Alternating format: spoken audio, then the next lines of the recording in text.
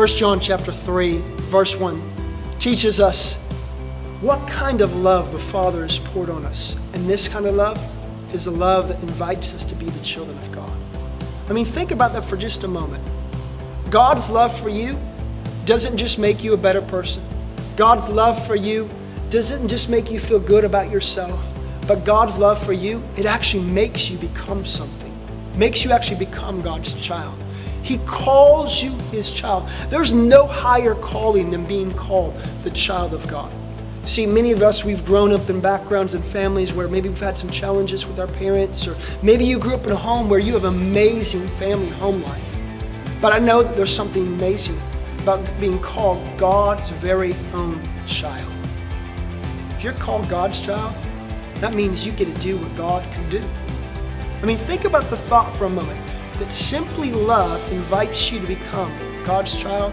And because you're God's child, you now have the nature of God. You will do what God would do. You would do what Jesus would do in the world. The same way that you and I, we have parents, and because of that, maybe we have blue eyes, or we have brown hair, or we have certain characteristics because we have their DNA.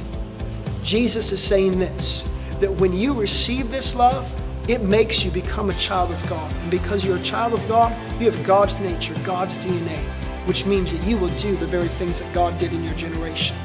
The more you continue to understand the Father's love for you, the more you understand that you are a son or a daughter of God, is the more you will live like a son or a daughter of God to your generation. So when people see you as a child of God, they will see God through you and come desire to want to know God for themselves. Today I want to encourage you, ask the Father to reveal to you how much He thinks about you as His child, and let that empower you to bring that revelation of this unending love as a son and a daughter of God to the world. And I believe that that revelation, the revelation of God's love that calls us to be children, will be the revelation that will bring change and transformation to our generation.